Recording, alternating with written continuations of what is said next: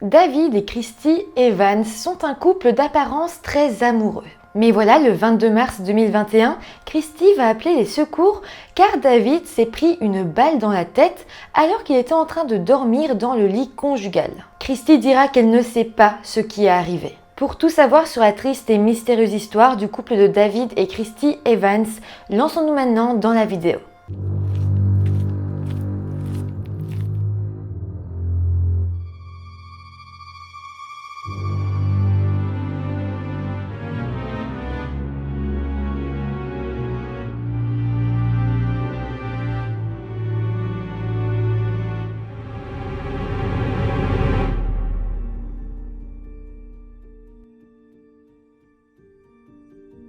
Hello tout le monde, j'espère que vous allez bien. Aujourd'hui, je vous retrouve avec encore une fois une histoire américaine et un cas qui m'a beaucoup intriguée. Vous allez voir qu'ici aussi, il y a quand même beaucoup de choses qui pourront se discuter. D'ailleurs, n'hésitez pas à donner votre avis en commentaire, je vous le dis déjà, parce que vraiment, ça va être une histoire de point de vue, j'ai envie de dire. Sinon, comme d'habitude, n'hésitez pas à vous abonner à la chaîne si ce n'est pas encore fait. Et maintenant, lançons-nous. David et Christy Evans sont un couple d'Américains vivant à Ada, dans l'état de l'Oklahoma. Au moment des faits, en 2021, ils étaient mariés depuis déjà 30 ans. Ils s'étaient en fait connus en février 1991 et s'étaient à l'époque mariés seulement 4 mois après leur rencontre. En 2021, Christy était âgée de 47 ans et David avait 51 ans et était pasteur dans sa ville à l'église baptiste Harmony Free Will. Le couple avait ensemble 3 enfants, une fille et 2 fils. Une chose très importante à préciser dans cette histoire est que David et Christy étaient inscrits tous les deux sur Facebook et étaient d'ailleurs des membres très actifs. Vous allez voir d'ailleurs que dans cette vidéo, on va pas mal se servir de leur compte Facebook pour analyser certaines choses. Bon, maintenant plongeons-nous dans le mois de mars 2021. Vers le 15 mars, David devait partir au Mexique seul, sans sa femme, et en fait il faisait là-bas un travail de missionnaire, il devait répandre la bonne nouvelle et aider les personnes en difficulté. Avant de partir, sur son compte Facebook, il avait écrit un message à sa femme Christy. Le message était vraiment long, je ne vais pas tout vous lire, mais j'ai sélectionné un petit extrait. 30 ans ont vu beaucoup de hauts et de bas, et Dieu a toujours été bon et fidèle envers nous, même si nous l'avons déçu. Alors que la vie avance, j'espère que tu sais d'abord que j'aime Dieu, je ne suis rien sans lui. Et deuxièmement, grâce à son amour, je t'aime tellement. Merci pour les années, les sourires et les larmes. Merci pour nos enfants et nos petits-enfants. Merci d'être toi, tu fais de moi une meilleure personne. Tu es mon partenaire dans la vie et je ne pourrais pas le faire sans toi. Après ça, David est parti au Mexique et là-bas, il a vraiment semblé s'épanouir. Ça l'a vraiment fait se sentir utile.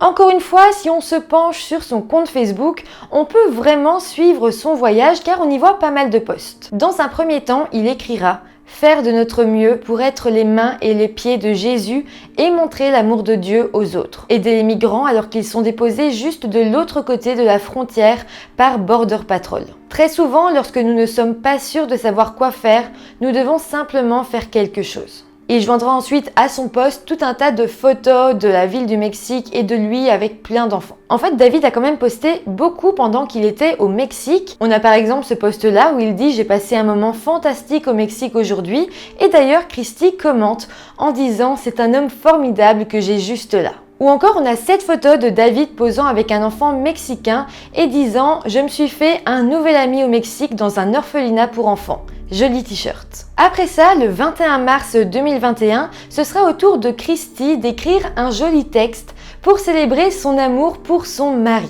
Elle disait que son mari lui avait envoyé des bijoux venant du Mexique et que chaque jour, elle recevait une lettre de lui. Elle disait aussi qu'elle était chanceuse de l'avoir et donc on comprend par là qu'au bout de 30 ans de mariage, le couple était encore très amoureux et ils avaient envie de le crier au grand jour. C'est aussi le 21 mars que David est rentré du Mexique pour reprendre sa vie apparemment idyllique. Mais le lendemain seulement, le 22 mars, Christy va appeler le 911. Elle est en panique et dira que quelqu'un a tiré sur son mari.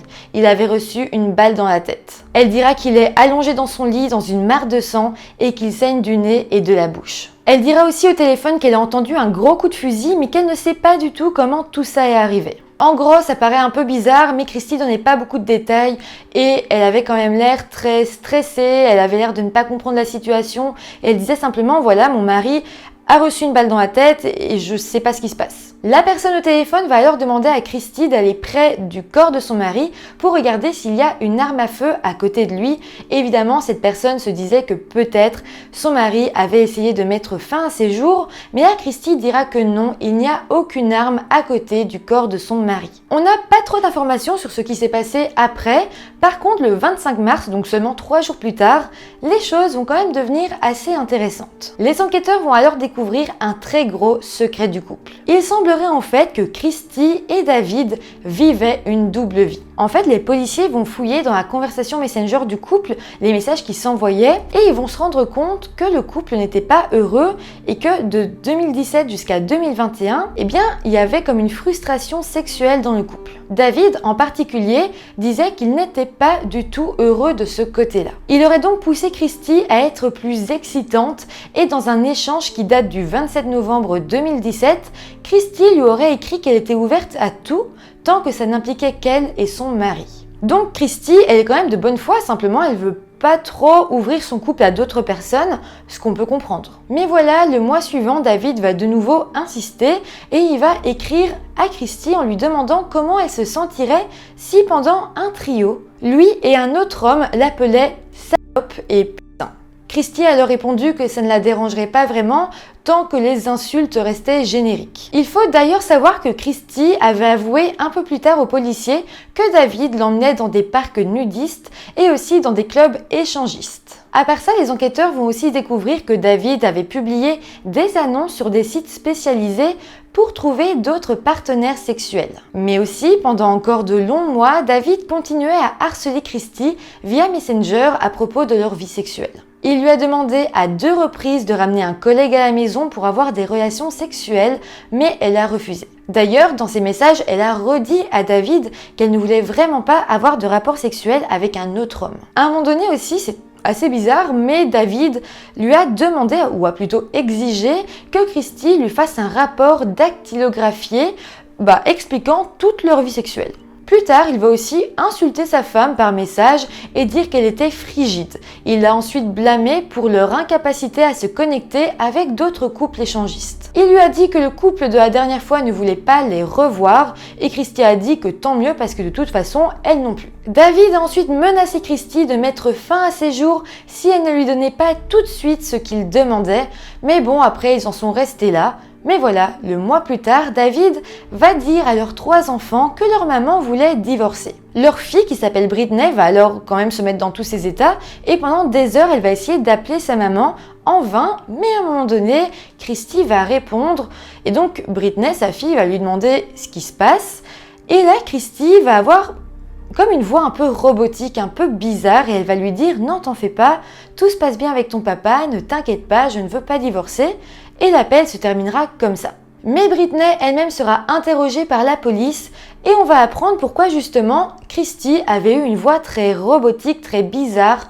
ce jour-là. C'est en fait parce qu'au moment où elle a répondu au téléphone, David braquait une arme à feu sur sa tête pour qu'elle dise à sa fille que tout allait bien entre eux. Bon, mis à part ça, début 2021, David va trouver sur internet un homme qui était ok de former un trio sexuel avec le couple. Il s'appelle Khalil Dimi Square et avait 26 ans. Début 2021, le couple et Khalil s'étaient alors rencontrés dans un motel Super 8 et avaient eu des rapports. Christy, de son côté, va être interrogée par rapport à ça et expliquera que oui, le trio avait des rapports ensemble, mais aussi Christy avait des rapports, elle et seulement Khalil, donc seulement tous les deux. Et il y avait comme quelque chose qui commençait à se créer entre Khalil et Christy. D'ailleurs, Christy expliquera qu'un jour, elle avait fait exprès de faire tomber un petit papier où il y avait son numéro de téléphone dans le motel où il se retrouvait pour que justement Khalil le trouve et puisse l'appeler. Les deux avaient donc continué à se voir en cachette sans que David le sache. Mais voilà, lorsque David était parti au Mexique en mars 2021, Christy avait invité Khalil chez elle et là, elle va lui parler de son plan qui était de tuer son mari. Khalil a eu l'air d'accepter et le plan a commencé à se monter. Ils avaient planifié que Khalil entre dans la maison au milieu de la nuit et tire sur David avec l'arme et les munitions qui appartenaient en fait à David. Christy aurait alors donné cette arme et ses munitions un petit peu avant le meurtre. Christy et Khalil se sont ensuite mis d'accord par rapport à une date et une heure et c'est tombé sur le 22 mars 2021, donc seulement le lendemain du jour où David rentrait du Mexique. Cette nuit-là, Christy avait alors laissé la porte de sa maison déverrouillée. Le soir du 22 mars, Khalil est arrivé vers 1h du matin. Lorsque Christy l'a entendu arriver, elle est allée dans le salon et l'a trouvé accroupi. Khalil avait peur, il disait qu'il faisait trop de bruit, qu'il savait plus trop s'il allait poursuivre le plan. Mais voilà, Christy lui a dit maintenant il faut que tu y ailles, il faut continuer et donc Khalil a accepté. Christy, elle est restée dans le salon, Khalil lui a été dans la chambre et il a tiré sur David qui était en train de dormir et après ça, Khalil est parti par la porte de derrière. C'est après ça que Christy est allée dans sa chambre et qu'elle a vu son mari agoniser et qu'elle a donc appelé la police. Après ça, les voisins ont donné à la police des images de surveillance de caméras privées de leur propre maison, mais qui filmaient quand même la rue. On y voyait une Ford Mustang blanche se garer devant la maison du couple, puis partir quelques minutes plus tard. Cette voiture appartenait évidemment à Khalil. Lorsque Christy a avoué à la police, elle leur a dit que David la maltraitait depuis de nombreuses années. Elle leur a expliqué qu'il l'insultait et la contrôlait totalement. Elle dira aussi qu'elle avait supplié Khalil de l'aider. À la base, Khalil, il avait vraiment trouvé le plan fou, mais il avait été touché vraiment par la situation de Christy et il s'était dit « Ok, je vais l'aider ». En fait, ici, on parle vraiment de contrôle coercitif. Ça veut dire qu'une personne a un contrôle presque total sur une autre. D'ailleurs, Ivan Stark, un travailleur social, a écrit un livre intitulé « Contrôle coercitif ». Comment les hommes piègent les femmes dans la vie personnelle. Et il dira alors que le cas de Christy est un cas classique de contrôle coercitif. Il s'exprimera même à des journalistes sur le cas. Il s'agit vraiment d'enlever les choses qui nous rendent libres.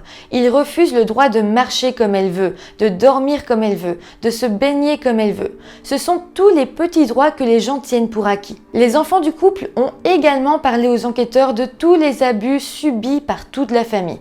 Ils diront aussi qu'en dehors de la maison, leur père était un homme très apprécié et très drôle qui faisait toujours rire tout le monde. Mais à l'intérieur de la maison, ils ne se souvenaient plus d'une époque où leur père ne les avait pas violentés. Il frappait ses enfants à la tête et les soulevait par les cheveux lorsqu'ils étaient jeunes.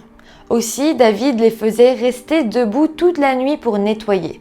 S'ils finissaient, il ressalissait tout à nouveau et les insultait pendant qu'ils travaillaient. Il se rappelle aussi que leur maman n'avait pas le droit de dépenser son argent comme elle le voulait. David devait toujours tout contrôler. Les enfants se rappellent aussi que le 4 avril 2010, c'était un dimanche de Pâques, et bien David s'était vraiment fort énervé contre ces deux garçons et ils avaient finalement été placés pendant quelques jours chez leur grand-mère maternelle. En fait, ils avaient été tellement violentés qu'ils avaient appelé la police qui s'en était mêlés. Donc voilà, c'est vraiment pour vous dire qu'en plus d'être psychologiquement violent, il était aussi très violent dans ses gestes et dans ses actes. Mais bon, si on interroge les parents de David, selon eux, Christy a énormément exagéré la situation. Ils diront qu'elle avait une voiture, une carte bancaire, un travail et que si elle avait voulu partir, elle aurait pu. D'ailleurs, la maman de David déclarera « Elle aurait pu aller dans une nouvelle ville ou dans un refuge pour femmes battues. Cette jeune femme n'était pas trop stupide pour savoir que ces choses-là sont disponibles. » Christy, de son côté, a déclaré à la police qu'elle était restée avec son mari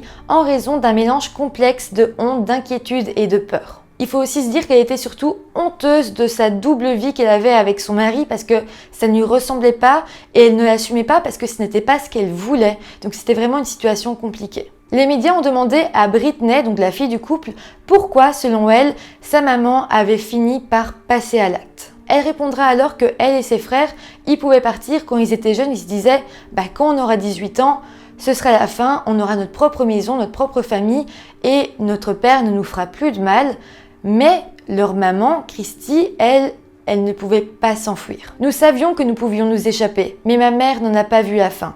Je ne pense pas qu'elle avait en elle le courage de continuer à vivre de cette façon. Christy et Khalil ont alors été accusés du meurtre au premier degré.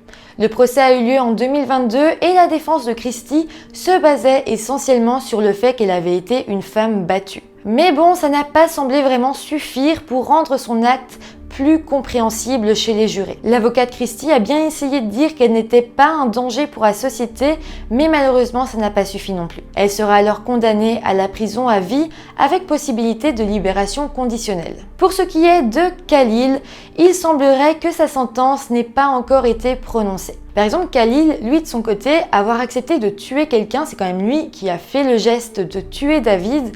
Lui, pour moi, une peine de prison, c'est plus approprié. Mais pour Christie, en tout cas, selon moi, la prison à perpétuité, c'est vraiment trop. Mais voilà, ça ne reste que mon avis et je vous le partage parce que j'avais un peu arrêté de vous partager mes avis, mais dans tous les cas, ça crée de la discussion et n'hésitez pas à donner le vôtre toujours en respectant tout le monde, c'est plus chouette. Bon, en tout cas, si la vidéo vous a intéressé, n'hésitez pas à mettre un petit pouce en l'air, ça fait toujours plaisir, à vous abonner à la chaîne et moi je vous retrouve très bientôt pour une nouvelle vidéo.